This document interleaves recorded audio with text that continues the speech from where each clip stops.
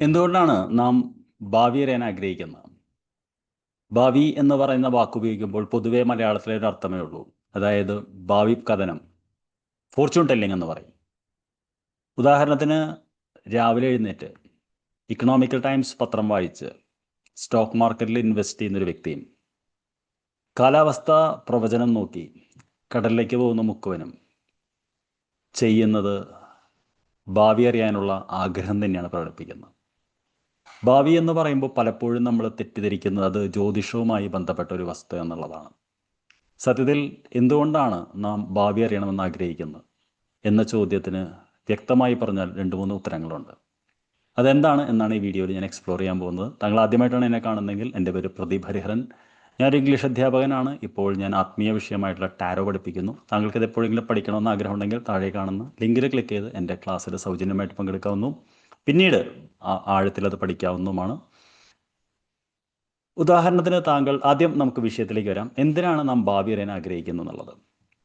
ഉദാഹരണത്തിന് നമ്മളൊരു blood test കൊടുത്തു എന്ന് കരുതുക. അതിൻ്റെ റിസൾട്ട് കിട്ടുന്നവരെ നമ്മുടെ ഉള്ളിൽ വല്ലാത്തൊരു ആശങ്ക ഉണ്ടാവും. എന്തുകൊണ്ടാണെന്ന് പറഞ്ഞു കഴിഞ്ഞാൽ, ഒരു മനുഷ്യന് അനിശ്ചിതത്വം എന്ന് പറയുന്നത് ഇഷ്ടമല്ല. നമ്മൾ ഒരു സ്ഥലത്തേക്ക് ട്രെയിനിൽ പോകുന്നു. ആ ട്രെയിൻ ഒരു സമയത്ത് വരും, ഒരു സമയത്ത് അവിടെ എത്തും എന്നൊരു ഏകദേശം ധാരണയുള്ളത് കൊണ്ടാണ് നമുക്ക് അനിശ്ചിതത്വം ഒഴിവാകുന്നത്. അതേപോലെ നമ്മളൊരു സ്ഥലത്തൊരു ബസ് വരുന്നു പറയുന്നത്, അല്ലെങ്കിൽ ഒരു സ്കൂൾ അതൊരു കൃത്യസമയത്ത് തുടങ്ങുന്നു, ഒരു കൃത്യസമയത്ത് അവസാനിക്കുന്നു. എന്തിന്? നമ്മുടെ സൂര്യൻ ഒരു കൃത്യസമയത്ത് ഉദിക്കുന്നു, കൃത്യസമയത്ത് അസ്തമിക്കുന്നു. അതായത് ജീവിതം എന്ന് പറയുന്നത് പല കാര്യങ്ങളിലും ഉറപ്പുണ്ട്, നമുക്ക് സെർട്ടനിറ്റി. ഒരു മനുഷ്യ മനസ്സിന് ഏറ്റവും കൂടുതൽ വേണ്ടത് ഒരു ഉറപ്പാണ്, സെർട്ടനിറ്റി എന്ന് പറയും. ഇത് ഇന്നലെയും മിനിഞ്ഞാന്നും വന്നുള്ള സംഭവങ്ങളൊന്നുമല്ല. കാലാകാലങ്ങളായി മനുഷ്യൻ്റെ ബ്രെയിൻ അങ്ങനെയാണ് ഡിസൈൻ ചെയ്തിട്ടുള്ളത്.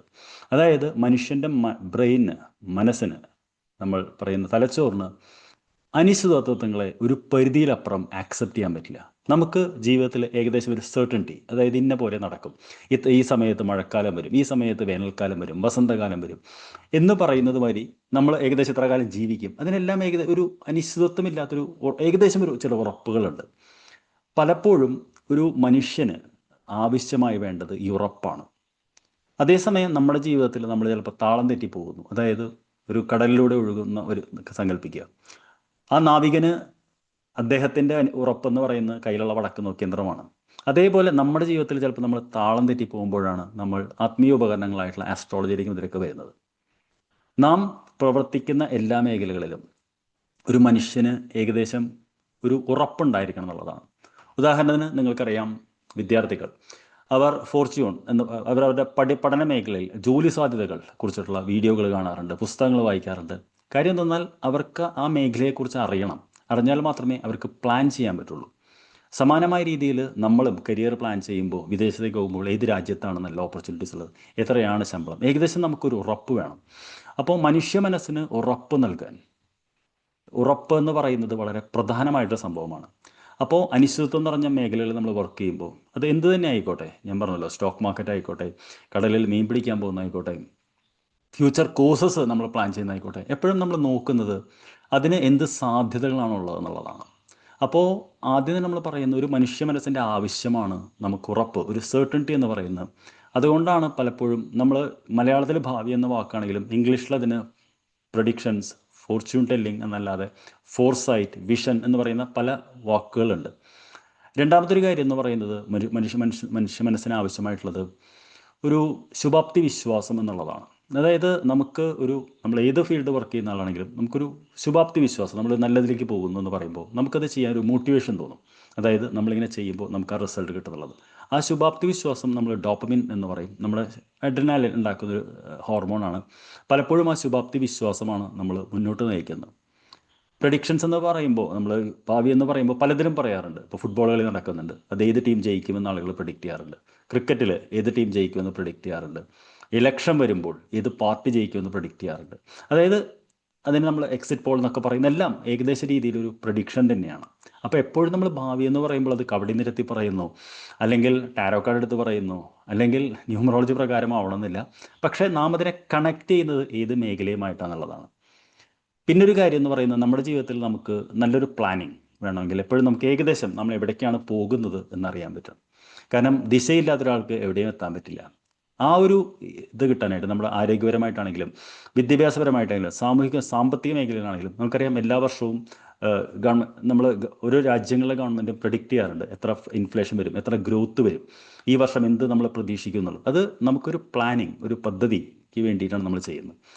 പക്ഷേ ഇതെല്ലാം നമ്മൾ പറഞ്ഞത് ടെക്നിക്കൽ സൈഡിൽ നിന്നുകൊണ്ടാണ്. പക്ഷെ ഒരു സാധാരണ മനുഷ്യനെ സംബന്ധിച്ചിടത്തോളം തൻ്റെ ജീവിതത്തിൽ വലിയ വെല്ലുവിളികളും തിരിച്ചടികളും അനിശ്ചിതത്വങ്ങളും വരുമ്പോൾ എവിടേക്കാണ് നാം പോകുന്നത്, എന്താണ് എനിക്ക് സംഭവിക്കാൻ പോകുന്നത്, എങ്ങോട്ടാണ് ഞാൻ പോകേണ്ടത്, നമുക്കൊരു ഡയറക്ഷൻ ആണല്ലോ.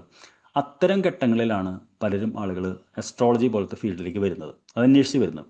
പക്ഷേ ഇതിലൊരു അപകടം കൂടിയുണ്ട്. രണ്ട് രീതിയിലാണ് നമ്മൾ ഭാവി പ്രവചിക്കേണ്ടത്. ഉദാഹരണത്തിന് നമ്മളൊരു വെതർ റിപ്പോർട്ട് എന്ന് പറയുന്നത് നമുക്കറിയാമല്ലോ, കാലാവസ്ഥാ പ്രവചനം എന്ന് പറയുന്നത് മഴ പെയ്യാനുള്ള സാധ്യതയുണ്ട്, അല്ലെങ്കിൽ ഇത്ര വേഗതയിൽ കാറ്റടിക്കാനുള്ള സാധ്യതയുണ്ട് എന്നാണ് പറയുന്നത്. അല്ലാതെ ഇന്ന് ഇത്ര മഴ പെയ്യുമെന്നോ ഇത്ര വേഗത്തിൽ കാറ്റടിക്കുമെന്നോ ഉറപ്പിച്ച് പറയുന്നില്ല.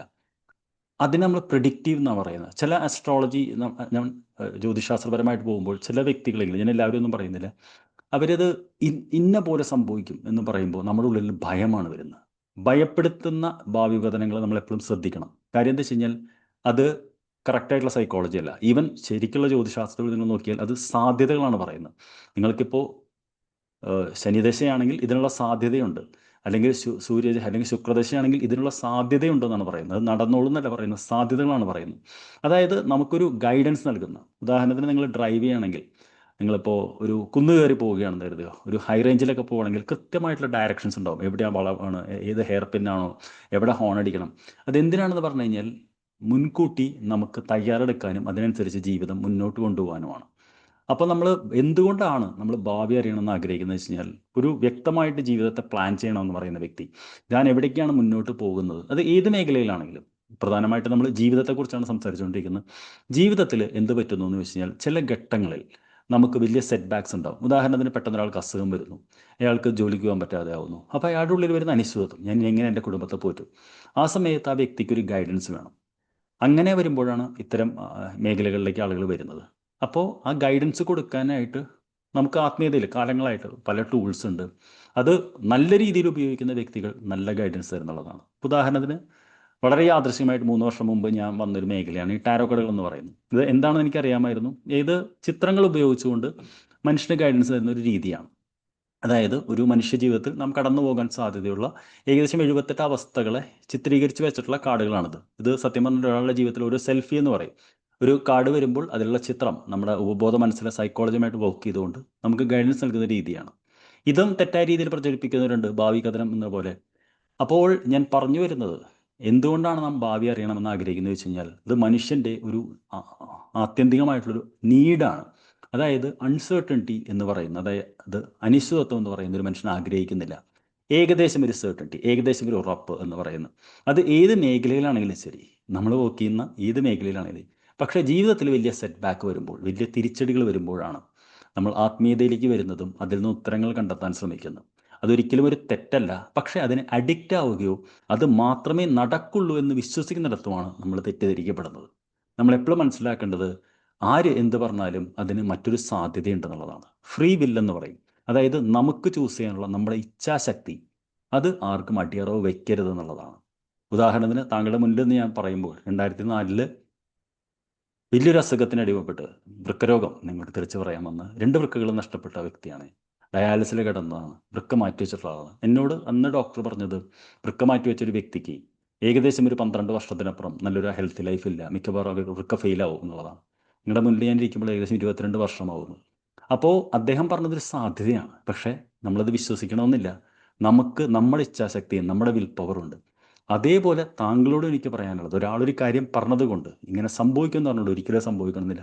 അങ്ങനെ പറയാൻ ആർക്കും കഴിയില്ല, ദൈവത്തിന് മാത്രമേ കഴിയുള്ളൂ.